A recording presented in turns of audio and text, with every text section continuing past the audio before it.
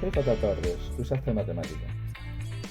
Estamos en una nueva sección que se trata de un curso de climatización.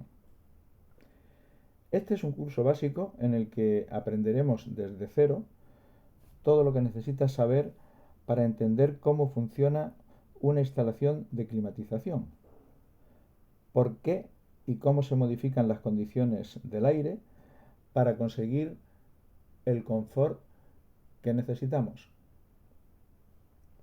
Igualmente, veremos de una forma sencilla cómo podemos calcular la potencia de un equipo de climatización doméstico para que nos aporte esas condiciones óptimas de confort. Pues bien, vamos a ello. Como os he dicho, este es un curso básico de climatización y lo que pretendo es que todo el mundo, sin necesidad de ser técnico, lo pueda entender. Voy a empezar entonces contándoos lo más básico, que es en qué consiste la climatización. Y la climatización consiste sencillamente en modificar las condiciones del aire, tanto en verano como en invierno, en cuanto a sus condiciones de temperatura, humedad y también, por supuesto, de la calidad. De lo que se trata es de conseguir esas condiciones, que son las condiciones de confort, y eso lo hacemos modificando la energía del aire, porque el aire, ya veremos más adelante, que tiene una cantidad de energía y de lo que se trata es de modificar esa energía para que se adapte a las condiciones de confort del local en el que nos encontramos. Y como os acabo de decir, que se trata de modificar las condiciones del aire para conseguir que el aire tenga el confort que nosotros vamos a necesitar, pues aquí veis cuáles son las condiciones que debe tener el aire. Según el RITE, lo marco aquí, las condiciones que debe tener el aire en verano y en invierno son estas. En cuanto a temperatura y humedad, respecto a la calidad del aire hay otro criterio, pero ese lo iremos viendo a lo largo del curso. En invierno, las condiciones de confort recomendadas por el RITE, el Reglamento de Instalaciones Térmicas en Edificios, está entre 21 y 23 grados. En verano, en contra de lo que mucha gente piensa, las condiciones de confort son un poco superiores en cuanto a temperatura, entre 23 y 25. Seguidme con el ratón. Y las condiciones de humedad 45 a 60 en invierno, es decir, un poquito más de humedad en invierno, lógicamente, porque hay algo más de humedad, y en verano entre 40 y 50. Ya iremos aclarando qué es esto de la humedad relativa. Pues antes de seguir adelante, tenemos que hablar del aire, porque como hemos dicho, de lo que se trata es de modificar las condiciones del aire. Entonces vamos a ver el aire que tiene, que debe tener, cómo se comporta, etcétera, etcétera. El aire que envuelve la Tierra, por una parte, está constituido por aire seco y por otra parte tiene agua en estado de vapor. Pero el aire seco, que normalmente no lo encontramos seco en el ambiente, nunca, pues estas son las componentes que tiene, que todas las conocemos, nos las enseñaron de niño: nitrógeno 78%, oxígeno prácticamente un 21%, y luego una serie de gases aquí, pues argón, otros gases, dióxido de carbono, etcétera. Pero, como os he dicho, el aire siempre tiene algo de agua en su interior. Hay partículas de agua en estado de vapor. De ahí que tenemos que pensar que lo que vamos a andar siempre manipulando es un aire húmedo, y por lo tanto nos vamos a encontrar con una parte de aire seco y otra parte de vapor de agua. Entonces, vamos a conocer cómo se comporta el aire húmedo. Para una presión constante, porque las condiciones del aire varían con la temperatura y con la humedad y con la presión. Entonces, cuando hablemos de una serie de condiciones, vamos a hablar de una determinada presión, que normalmente nos vamos a referir a la presión atmosférica, que es la presión a nivel del mar. Como hemos dicho, para una presión constante, la cantidad de agua que contiene el aire aumenta con la temperatura, pero esa cantidad de agua no es infinita. Normalmente, en las condiciones en las que nosotros nos vamos a mover, no pasan de un 3% en cuanto a peso. Hasta 50 grados centígrados el aire húmedo se comporta como un gas ideal a la hora de hacer los cálculos sin cometer errores sensibles. Se puede tratar como un gas, no, como un gas ideal. Vamos a denominar la masa del aire como una MA, ¿de acuerdo? Y la masa del vapor lo vamos a denominar así como una MW. Siempre que veamos W estamos hablando del vapor de agua y siempre que veamos un subíndice A estamos hablando del aire seco.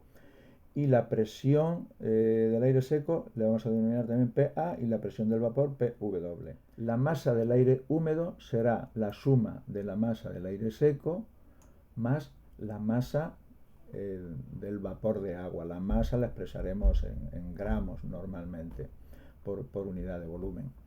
Y la presión del aire húmedo también es la suma de la presión del aire seco más la presión del vapor de agua. Aquí en esta figurita que he puesto, veis aquí, vemos, esto es un artilugio ideal que mide el volumen y la presión. Aquí vemos que tenemos una masa de aire, la tenemos aquí, a una presión del aire seco, esto sería aire seco. Aquí tenemos el vapor de agua, masa del vapor de agua y la presión del vapor de agua. ¿Ves? Aquí está dibujado por separado. Pues vamos a ir un poquito hacia abajo y lo mezclamos. ¿Y qué tenemos aquí? Pues una presión. La presión del aire húmedo es la presión del aire seco más la presión del vapor de agua. Y la masa del aire húmedo, o sea, siempre que hablamos del aire, hablamos de aire húmedo, será la masa del aire seco más la masa del vapor de agua. Bien, vamos a ir un poquito más abajo.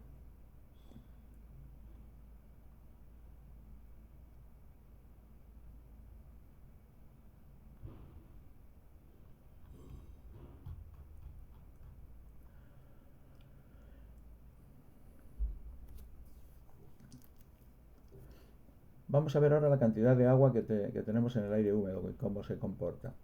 Y para ello vamos a ir viendo estos conceptos. En primer lugar vamos a ver la humedad absoluta. ¿Qué es eso de humedad absoluta? La cantidad de agua que contiene el aire húmedo por cada unidad de volumen. Cantidad de agua que contiene el aire húmedo, agua por unidad de volumen. Y se mide en gramos por metro cúbico. Aquí lo tenemos. Humedad absoluta. Cantidad de agua que tiene el aire en gramos por cada metro cúbico de volumen que estemos manejando.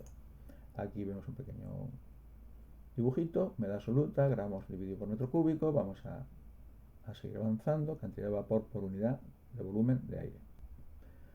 El siguiente concepto es la humedad específica.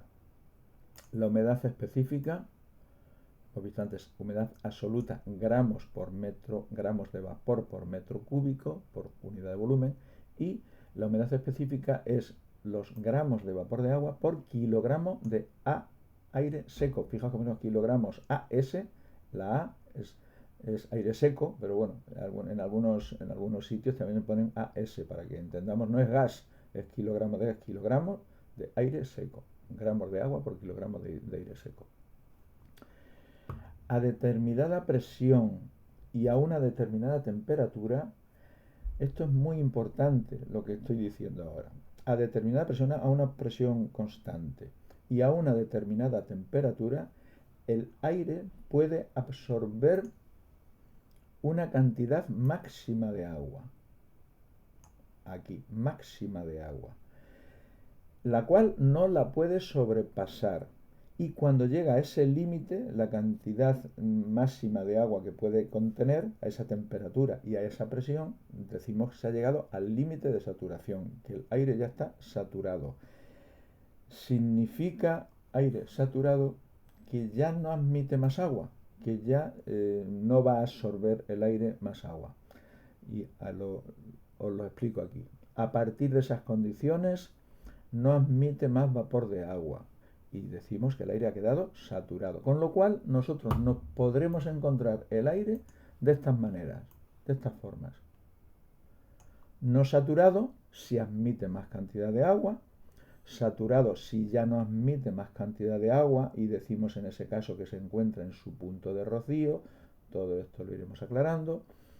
Y aire sobresaturado, en cuyo caso podemos apreciar las gotas de agua en suspensión, cuando tenemos niebla, por ejemplo. Está sobresaturado, y le sobra agua y la va a tirar. ¿Cuándo la va a tirar? Pues ahora lo veremos más adelante, cómo la va a tirar. Aquí una pequeña imagen de aire sobresaturado, ¿veis? Cuando el aire no está saturado, nosotros no vemos niebla, no vemos el agua está metida ahí, no la vemos. En el momento en que ha sobrepasado ese límite de saturación, ya empezamos a ver el agua, entonces quiere decir que está a punto de soltarla, a punto de que tengamos el agua en el suelo, en los coches, en las fachadas, en todos sitios. Aquí tenemos otro concepto, el concepto de humedad relativa, que es normalmente lo que nosotros oímos. Pues hay una humedad del 30%, del 50%, del 70%, del 80%, bien. Pues la humedad relativa es la cantidad de agua que contiene el aire comparado con la cantidad máxima que puede contener a esa temperatura. Y se mide en tanto por ciento. Es cantidad de agua que tiene comparado con la que podría tener. Y aquí tenemos un ejemplo aquí abajo, fijaos. Temperatura del aire 25 grados. Hemos dicho a una determinada temperatura y a una determinada presión. Temperatura de 25 grados. Máxima capacidad que puede absorber el agua. Y aquí tenemos 23 gramos por metro cúbico. Bien. 23. Y la humedad absoluta que tiene, recordad que la humedad absoluta era gramos por metro cúbico, tiene 11,5 en este caso. 11,5. Pero puede seguir absorbiendo humedad hasta 23. Entonces, ¿qué es lo que ocurre? Que tiene la mitad del agua que puede contener, que es la zona esta azul, es la cantidad de agua. Y el resto que está en blanco es la cantidad, el aire que todavía no tiene humedad. Hombre, está mezclado, pero para distinguirlo veis que tiene la mitad, 11,5, y puede tener 23. Pues, ¿qué humedad relativa tiene? Pues el 50%, la mitad. ¿Eso cómo se hace? Dividiendo la cantidad de agua que tiene, 11,5, entre la cantidad máxima que puede tener, 23, y multiplicándolo por 100, tanto por ciento. Bien. Y ahora, aquí a la derecha, temperatura del aire 25, máxima capacidad 23, y tiene 23 gramos. Si tiene 23 gramos, ¿cómo está? Pues al 100%, claro. Si ya tiene toda esa cantidad máxima que puede tener, entonces decimos que tiene la totalidad, el 100%. Hemos hablado de humedad, ahora vamos a hablar de temperatura. La temperatura nosotros la podemos medir en lo que se llama en bulbo seco, que es la temperatura que marca un termómetro normal de mercurio. Lo vemos aquí arriba, bulbo seco. Ahora veréis por qué se llama bulbo seco, termómetro normal. Y bulbo húmedo, que es la temperatura que marca un termómetro de mercurio envuelto en un paño de algodón empapado en agua. Y sirve ese termómetro con este algodón envuelto junto con el anterior para poder ver la humedad del aire. Ahora hay equipos electrónicos que la miden, pero antes no lo sabía. Entonces yo voy a enseñar cómo se hacía antes y cómo se sigue haciendo ahora, porque no es totalmente preciso, pero bueno, sí nos da una idea bastante aproximada. ¿Ves? Aquí es un termómetro ordinario, normal, donde la parte inferior del bulbo, que es el que detecta la temperatura, se le ha envuelto un paño de algodón y esto se ha metido en agua. ¿Y qué es lo que ocurre? Que este algodón se empieza a humedecer, entonces el bulbo ya está detectando la temperatura del exterior, pero está mojado, entonces empieza a absorber el aire, empieza a absorber agua y como consecuencia de ello, también lo veremos todo esto, por qué ocurre, disminuye la temperatura, con lo cual la temperatura de un termómetro de bulbo húmedo siempre es más baja, siempre que haya humedad, es más baja que la temperatura del bulbo seco. Pues aquí tenemos un termómetro que se llama termómetro psicrométrico, que es ese termómetro del que os acabo de hablar. Este de la izquierda es el del bulbo seco, lo veis que ahí abajo el bulbo no tiene nada, y este de la derecha es el termómetro de bulbo húmedo, que como veis tiene ahí un pañito de algodón que está metido dentro de este tubo, ahora lo vamos a ver con más detalle, dentro de este tubo que si está lleno de agua, el paño este se humedece y entonces la temperatura es inferior. En esta imagen podemos apreciar un poco más ampliado la imagen que veíamos anteriormente, los dos termómetros, el de la izquierda veis que no tiene nada abajo en el bulbo, el de la derecha que tiene el, bueno, pues el algodón inmerso en el tubo, ahora mismo está seco, no tiene agua, el tubito está vacío, entonces por lo tanto son dos bulbos secos, aunque tenga el pañito, pero no, como los dos bulbos son secos, eso no quiere decir que no haya humedad, sí que la hay en el aire, pero no la detectan los termómetros. Entonces los dos aquí marcarían la misma temperatura.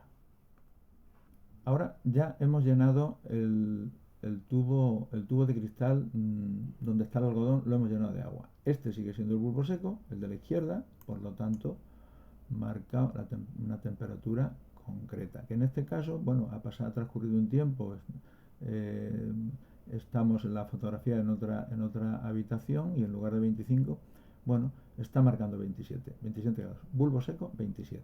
Bien. Y ahora aquí tenemos el bulbo húmedo, podemos apreciar que el tubo está lleno de agua, veis aquí la burbuja de aire, esto está inmerso en agua, bulbo húmedo, todo esto se ha humedecido, en cuyo caso veis que aquí el termómetro, el del bulbo húmedo, marca 20, es decir, bulbo húmedo siempre menor temperatura. Menor temperatura siempre y cuando haya posibilidad de que el aire tome más humedad todavía, ¿vale?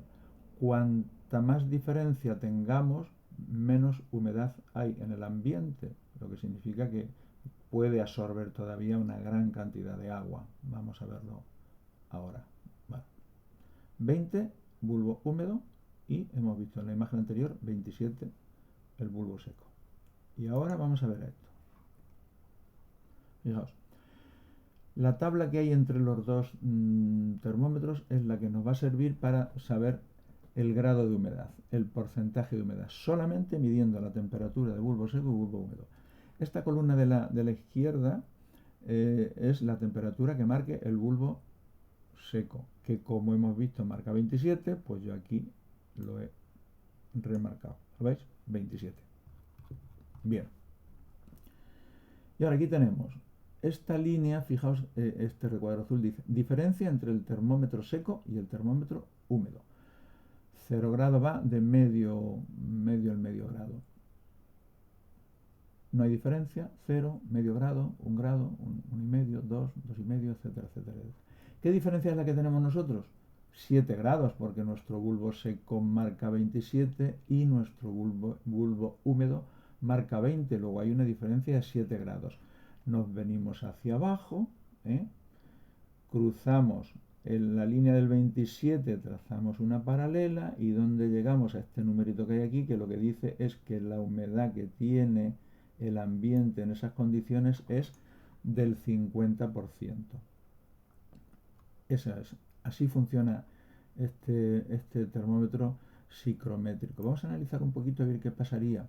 Fijaos, vamos a suponer que en lugar de 7 grados hubiera habido 8 grados. Estamos aquí, me vengo hacia abajo por esta línea y el porcentaje de humedad habría sido, lo estoy marcando aquí, 43. Cuanto más diferencia haya de temperatura del seco al húmedo, menos humedad hay. ¿Y qué pasa si hay mucha humedad?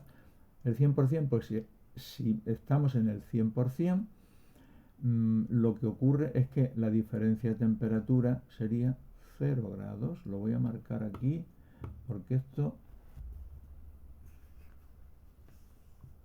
lo voy a marcar aquí porque quiero que esto lo entendáis bien. ¿Veis? 0 grados de diferencia. Me vengo hacia acá. 27 grados. ¿Y qué tenemos ahí? 100% de humedad. Yo os he dicho antes que el termómetro de bulbo seco y cuando el bulbo es seco marcan las mismas temperaturas, y cuando está al 100% también marcan las mismas temperaturas.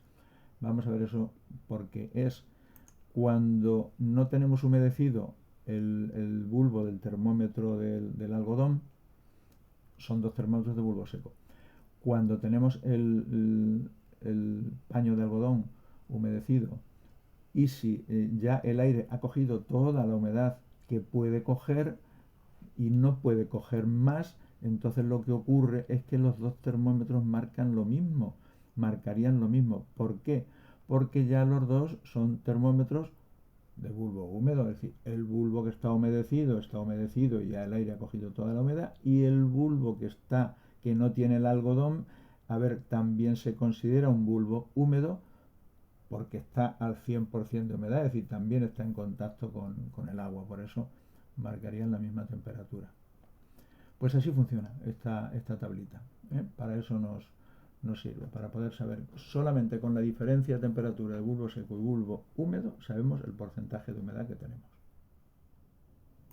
Cuando hablamos de las condiciones en las que nos podíamos encontrar el aire, recordad que dijimos cuando el aire llega al límite de saturación, a eso le llamamos punto de rocío.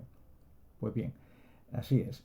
El punto de rocío es la temperatura a partir de la cual el vapor de agua contenida en el aire empieza a desprenderse de él, es decir, se empieza a producir condensación.